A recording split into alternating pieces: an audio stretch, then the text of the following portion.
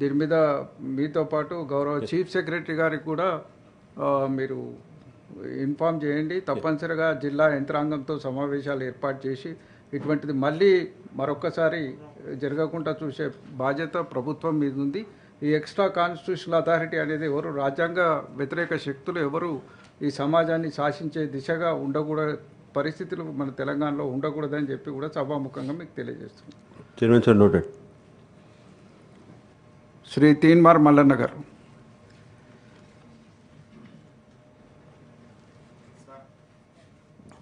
ఇదే సభలో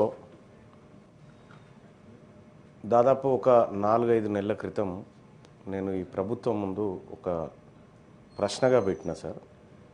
ఈ తెలంగాణ రాష్ట్రంలో గవర్నమెంట్ కులగణన చేసింది సార్. కులగణన చేసిన తర్వాత దానికోసం కొన్ని కోట్ల రూపాయలు కేటాయించి నిన్న మీరే మెన్షన్ చేసినారు ఎన్ని కోట్లు కేటాయించింది అనేది. కులగణన రిపోర్ట్ ఏది సార్?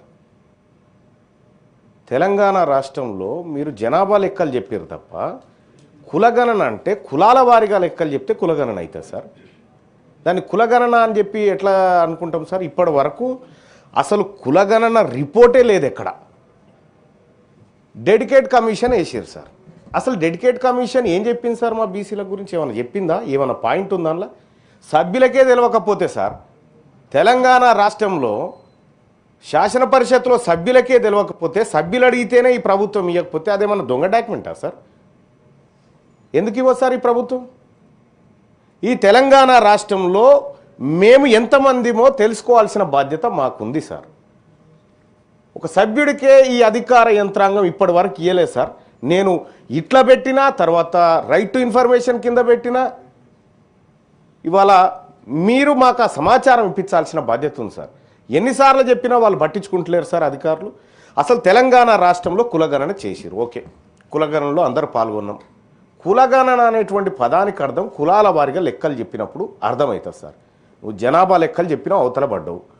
మరి ఇప్పుడు ఏ కులం వాళ్ళు ఎంతమంది ఉన్నారు, మా బీసీఏలో ఎంతమంది ఉన్నారు, మా బుడబుక్కలో ఎంతమంది ఉన్నారు, మా గంగిరెద్దులో ఎంతమంది ఉన్నారు, ఈ లెక్క కావాలి కదా sir.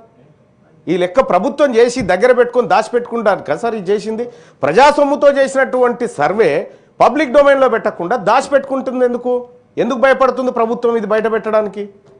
Dedicate commission report sir, ఏకసభ్య కమిషన్ తోటి వేసినారు సార్. ఆయన రిపోర్ట్ ఇచ్చినారు. ఆ డెడికేట్ కమిషన్ రిపోర్ట్ ఆధారంగా సూచనల మేరకు 42% అని చెప్పి బిల్లులో పెట్టినారు సార్. మనం అందరం సపోర్ట్లు కొట్టినాం. కానీ ఆ రోజు నుంచి అడుగుతా ఉన్నాం సార్, ఆ డెడికేట్ కమిషన్ ఏం సూచనలు చేసింది? బీసీ ఏ వర్గాల కోసం ఏం చేసింది, బీసీ బి వర్గాల కోసం ఏం చేసింది, సి వర్గాల కోసం ఏం చేసింది, డి వర్గాల కోసం ఏం చేసింది? ఆ సూచనలన్న బయటికి రావాలి కదా సార్. ఇప్పటి వరకు కనీసం ఒక సభ్యుడికి కూడా ఈ తెలంగాణ రాష్ట్రంలో కులాల వారి పరిస్థితులు, ఆర్థిక స్థితిగతులు, సామాజిక స్థితిగతులు ఒక సభ్యునికే తెలియకపోతే ప్రభుత్వం లెక్కలు చేసి దాచిపెట్టుకుంటే మరి ప్రభుత్వాన్ని ఏమంటారు సార్? ఎప్పుడు ఇస్తారు సార్ మాకు ఈ లెక్కలు? ఈ రాష్ట్ర ప్రభుత్వం సమాధానం చెప్పాలి. ఈ తెలంగాణ రాష్ట్రంలో సార్ గాడిదలు 2000 ఉన్నాయని లెక్క చెప్పింది సార్ ఈ ప్రభుత్వం. మేము ఎంతమంది ఉన్నామో చెప్తలేదు. గాడిదలు 2000 గాడిదలు ఉన్నాయని సోషో ఎకనామిక్ అవుట్లుక్ సర్వేలో ఎన్ని గాడిదలు ఉన్నాయి తెలంగాణలో అంటే 2000 ఉన్నాయని చెప్పారు సార్. పందులు ఎన్ని ఉన్నాయో ఉన్నాయి సార్, కుక్కలు ఎన్ని ఉన్నాయో లెక్క ఉంది. మరి మేము ఎంతమంది ఉన్నాం సార్? తెలంగాణ రాష్ట్రంలో ముదిరాజులు ఎంతమంది ఉన్నారో లెక్క తెలవాలా వద్దా సార్? తెలంగాణ రాష్ట్రంలో యాదవులు ఎంతమంది ఉన్నారో లెక్క తెలవాలా వద్దా సార్? తెలంగాణ రాష్ట్రంలో పద్మశాలీలు, గౌడ్లు, మున్నూరు కాపులు వీళ్ళు ఎంతమంది ఉన్నారో లెక్క తెలవాలి కదా సార్. మరి లెక్క తెలవకుండా నువ్వు లెక్క చేసుకొని దాచిపెట్టుకుంటే ఇది పారదర్శకత ఎట్లయితే సార్? అందుకోసం నేను ఏం చెప్తా ఉన్నా సార్, నేను ప్రభుత్వాన్ని ఏదో విమర్శించడం కోసం చేసిన పని బయట పెట్టమంటున్నాను సార్. చేసిన పని బయట పెట్టమని చెప్తా ఉన్నా. డెడికేట్ కమిషన్ ఏం చెప్పింది, మేమేం చర్యలు తీసుకోవాలి, మేము ప్రజలకి ఏం చెప్పాలి, వాళ్ళ స్థితిగతులు ఎట్లా అంచనా వేయాలి, మేము అవి ఏం లేకుండా దాచిపెట్టుకొని తాళం వేసుకొని పోతే ఈ ఎన్ని రోజులు దాచిపెట్టగలుగుతారు సార్? మహా అయితే ఇంకొక 2 ఏళ్ళు దాచిపెట్టగలుగుతుంది ఈ ప్రభుత్వం. ఆ తర్వాత ఆ బీరువా తాళం ఎట్లా తీయానో తెలుసు, అందులో ఉన్న డాక్యుమెంట్లు ఎట్లా తీయానో మాకు తెలుసు.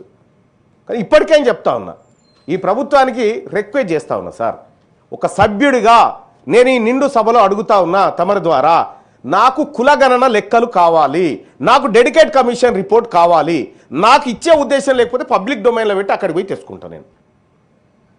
ఎందుకు ఇవ్వదు ఈ ప్రభుత్వం? కుక్కలకు నక్కలకు లెక్కలు ఉంటాయి సార్ ఈ రాష్ట్రంలో. 2 కోట్ల మంది ఉన్నటువంటి బీసీలకు కులాల వారిగా లెక్కలేదు సార్. ఏం చెప్పాలి సార్ ఈ ప్రభుత్వానికి? మళ్ళీ ఏమన్నంటే మాది వెనుకబడిన తరగతుల సంక్షేమాన్ని కాంక్షించే ప్రభుత్వం లెక్క కనిపిస్తలేదు సార్ ఇది.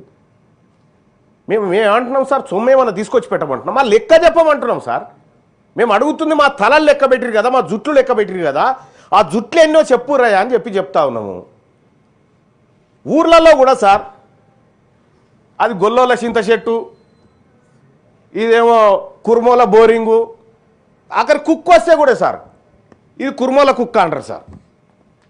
ఈ కుక్కలకు కూడా